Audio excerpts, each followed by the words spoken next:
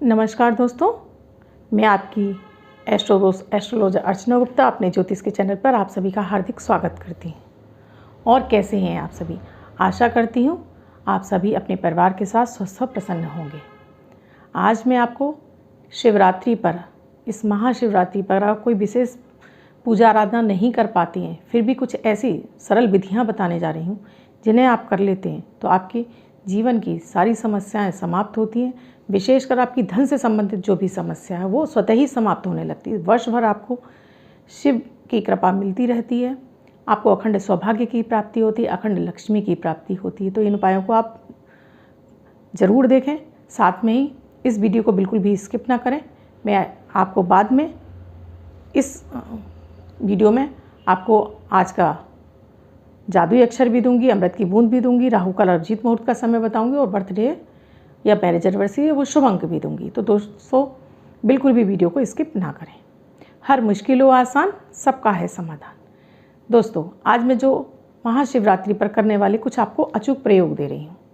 आप पूजा विधि नहीं कर पा रहे हैं, अपने व्रत भी नहीं रख पा रहे हैं, आपकी कोई अपनी शारीरिक परेशानी हो सकती है या भाग दौड़ भरी ज़िंदगी में आपके पास समय नहीं है, तब ये विशेष प्रयोग आप ज़रूर कर लीजिए, क्योंकि ये पूरे वर्ष में महाशिवरात्रि एक ही बार आती है। और आप जहाँ अपने जीवन में अपनी सभी समस्याओं से निकलने के लिए, चाहे वो धन की इच्छा हो आपकी, चाहे वो स्वास्थ्य की इच्छा हो, इतने आप एफर्ट्स लगाते हैं तो एक दिन भोलेनाथ के लिए आप अवश्य निकालिए।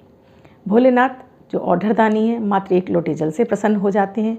समस्त सृष्टि के सारे सुख केवल महादेव की पूजा से ही मिल जाती हैं। आपको शनि राहु केतु जनित सारी पीड़ाएं केवल भोलेनाथ की कृपा से प्राप्त हो जाती हैं, उनकी पीड़ाएं भी शांत हो जाती हैं। दोस्तों वीडियो पूरा देखें।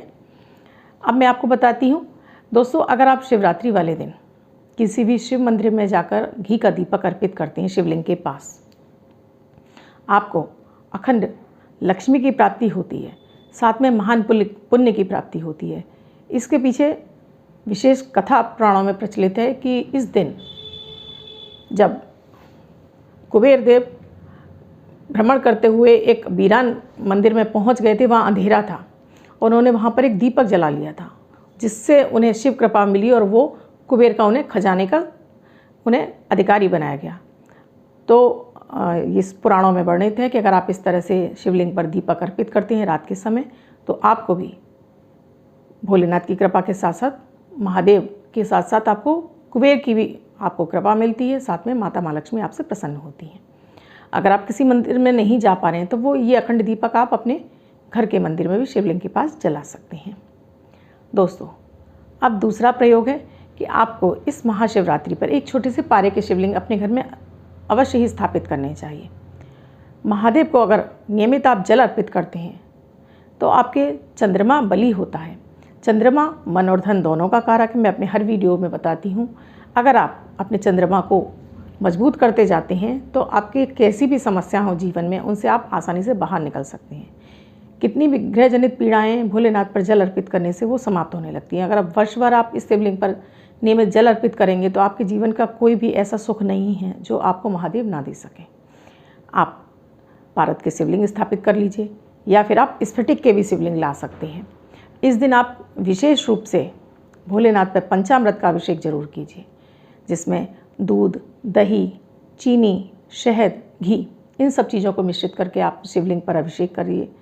नमः शिवाय का निरंतर जाप करिए, 108 बार नमः शिवाय का जाप करिए। शिवलिंग पर पंचामृत अर्पित करिए, शुद्ध गंगाजल अर्पित करिए, बेलपत्र अवश्य चढ़ाइए, साथ में अखंड चावल जरूर चढ़ाइए। साबुत चावल आप पीछे से शिवलिंग को धोकर अवश्य चढ़ाइए। मैं ये इसलिए भी बता रही हूँ, आप अगर घर में ही शिव आराधना डेली करेंगे, क्योंकि महाशिवरात्रि पर मंदिरों में इतनी अधिक भीड़ होती है कि वहाँ आपकी पूजा नहीं होती, सिर्फ एक हम कह सकते हैं वहाँ पूजा की जगह हम केवल एक खाना पूर्ति करके आ रहे होते हैं। अगर आप यही पूरे श्रद्धा भाव के साथ अपनी ये आराधना अपने घर पर ही करेंगे, आपको जहाँ मानसिक शांति तो मिलेगी ही, आपको अंदर अपने एक खुशी का एहसास होगा कि आपने आज महादेव की प्रार्थना बहुत सच्चे मन से की और महादेव भी आपकी इस प्रार्थना से इतनी जल्दी खुश हो जाएंगे, जीवन का कैसा भी कष्ट होगा उसे समाप्त कर देंगे। अब दोस्तों आपको शिवलिंग पर जैसे मैंने आपको बताया कि जलाभिषेक जरूर करना चाहिए, उनका पंचामृत से रुद्राभिषेक भी जरूर करना चाहिए।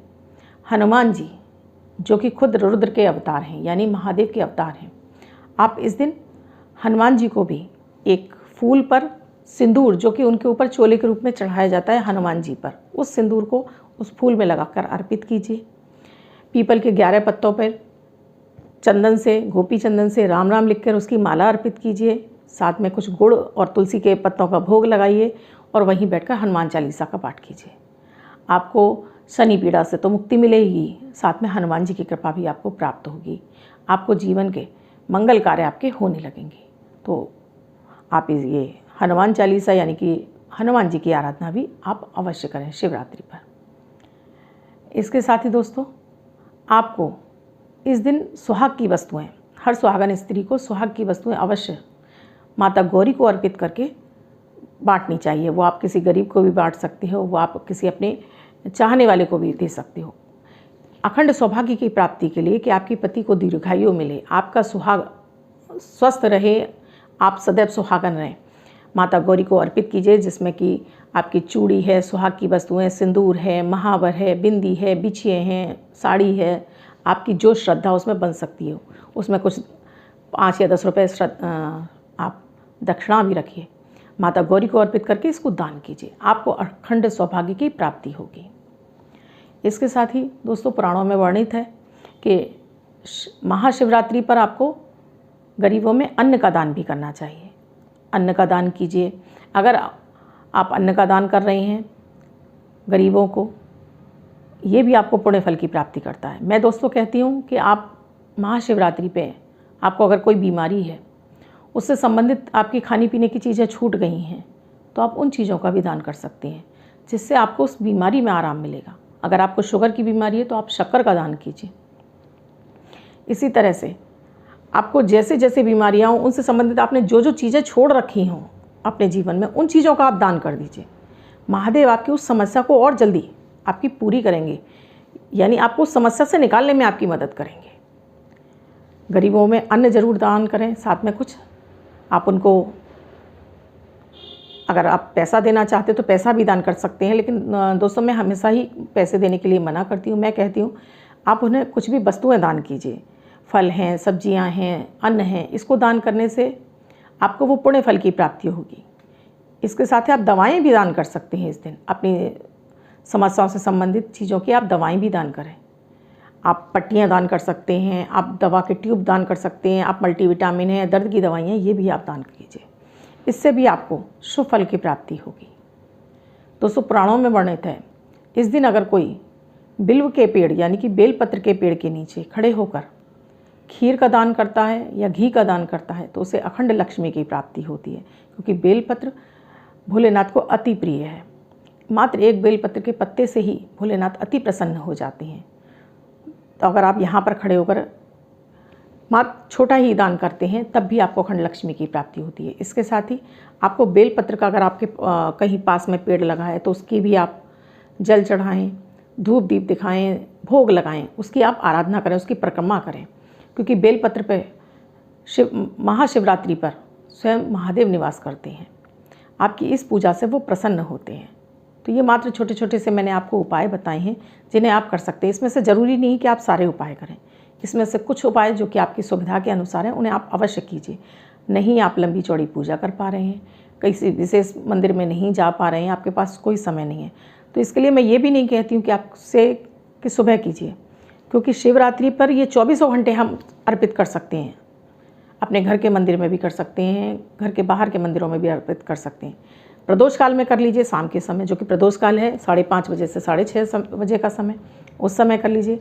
ये भी आपके लिए संभव नहीं है तो रात में 9 बजे के बाद कर लीजिए। आप, मेरे कहने का मतलब, कीजिए ज़रूर, जिससे आप इस विशेष अवसर को निकलने मत दीजिए। जहाँ आप अपनी समस्याओं से इतना जूझ रहे हैं, उसमें एक कदम आप ज़रूर बढ़ाइए। दोस्तों, अब मैं आपको आज की अमृत की बूंद और जादुई अक्षर देती हूँ, जो कि मैं आपको प्रतिदिन देती हूँ। 9 ग्रहों पर आधारित हैं। प्रतिदिन की ग्रह परिस्थितियों के आधार पर मैं इन प्रयोगों को तैयार करती हूँ। आपकी कोई भी राशि हो, आपके जन्मांग में ग्रहों की कोई भी अवस्था रही हो, ये आप भारत में, आप विश्व में, आप किसी भी देश में रहते हो, ये 10 वर्ष के बच्चे से लेकर 90 वर्ष तक के बुजुर्ग, यानी बच्चे, महिला, पुरुष, बुजुर्ग सभी के लिए समान रूप से उपयोगी प्रभावी हैं। मात्र 1-1 मिनट के प्रयोग हैं। इन प्रयोगों को करके आप अपने जीवन में अपने 9 ग्रहों का तो सपोर्ट पा ही सकते हैं। इसके साथ ही आपका चंद्रमा, आपका मन प्रसन्न रहने लगता है, ऑरा क्लीन होती है, इम्यूनिटी बूस्ट होती है, आपके बिगड़े हुए कार्य बनने लगते हैं, आपका मन इतना ज़्यादा पॉजिटिव हो जाता है। मेरा आपसे एक ही निवेदन है कि आप कोई भी कार्य कर रहे हैं तो पूरी पॉजिटिविटी यानी पूरी सकारात्मक सोच के साथ कीजिए। जब हम कोई भी कार्य, वो मात्र छोटा ही कार्य क्यों ना हो, अगर हम पूरी सकारात्मकता के साथ करते हैं, एक तो हमारा मन प्रसन्न होता है, साथ में उससे हमें बेहतर रिजल्ट मिलते हैं, उसके रिजल्ट हमको 100% मिलते हैं। और जब हम कोई भी चीज़ बेमन से, बिना मन से करते हैं, उसका रिजल्ट आपको हरगिज नहीं मिलता है। फिर आप अपने किस्मत पे दोष देते हैं कि मैंने तो इतना किया, मुझे तो कुछ फल नहीं मिला। इसकी वजह वही है, जितना हम पॉजिटिव यानी जितना हम उस किसी चीज़ में गुड़ डालते हैं वो उसी तरह से मीठी होती है। तो यही हमारे जीवन के साथ है। हमें अपने जीवन में मिठास भूलना है तो हमें अपनी श्रद्धा को तो ज़रूर बरकरार रखना है। 10 मार्च 2021 दिन बुधवार। आज का राहु काल है 12:15 से 2:05 तक। इस समय आपको कोई भी शुभ नया कार्य आरंभ नहीं करना चाहिए।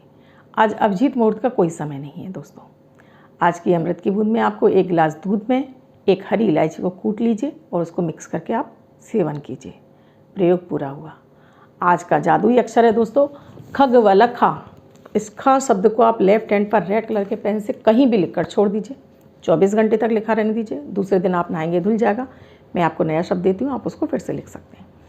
आप इसको अपने हाथ पर नहीं लिखना चाहते हैं, छोटी सफ़ेद कागज़ की चिट लीजिए, रेड कलर के पेन से लिखिए, फोल्ड करके पर्स या पॉकेट में रखिए।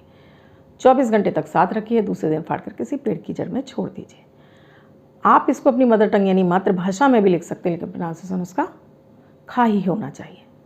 दोस्तों मेरे वीडियोस आपको अच्छे लग रहे हैं, मेरे उपाय आपको अच्छे लग रहे हैं, आप कर भी रहे हैं, तो मेरी वीडियो को लाइक ज़रूर कीजिए। साथ में वीडियोस को शेयर कर दीजिए फैमिली मेम्बर में, फ्रेंड सर्कल में, जिससे ये वीडियो आगे बढ़े और लोगों तक पहुँचे और लोग इन उपायों करके शुभता प्राप्त कर सकें। आप मेरे इस चैनल से नए जुड़े हैं या आपने अब तक चैनल को सब्सक्राइब नहीं किया है तो चैनल को सब्सक्राइब करना तो बनता है, तो प्लीज़ चैनल को सब्सक्राइब अवश्य कर लें। साथ में घंटी के बटन को ऑल पर कर लें, जिससे मेरे हर वीडियो को नोटिफिकेशन सबसे पहले आप ही के पास पहुँचे। मैं ये चाहती हूँ कि आप इन वीडियोज़ को आगे बढ़ा दें। इसके साथ ही दोस्तों आप मुझसे अपनी कुंडली का विश्लेषण कराना चाहते हैं तो डिस्क्रिप्शन बॉक्स में मेरा व्हाट्सएप नंबर दिया हुआ है। मेरा व्हाट्सएप नंबर है 8077506510। इस नंबर पर आप कॉल या मैसेज के द्वारा प्रोसीजर जान सकते हैं।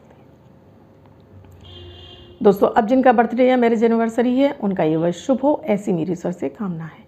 वो सभी बच्चे, महिला, पुरुष, बुजुर्ग जिनका की बर्थडे है, वो पति पत्नी जिनकी की मैरिज एनिवर्सरी है, किसी भी वर्ष में उनकी मैरिज एनिवर्सरी या बर्थडे है, वो इस प्रयोग को करेंगे।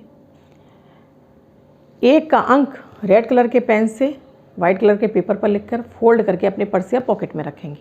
बच्चे अपने स्कूल के बैग में रखेंगे तो ये अंक उनको वर्ष वर्ष शुभता प्रदान करता रहेगा। आई होप दोस्तों आपको मेरे वीडियोस पसंद आ रहे हैं तो लाइक, शेयर, सब्सक्राइब ज़रूर कीजिए। साथ में ही मेरे इस वीडियो को अधिक से अधिक फॉरवर्ड कर दीजिए। आपका एक शेयर, एक फॉरवर्ड किसी ऐसे की मदद कर देगा जो अपने जीवन में हताश और निराश है।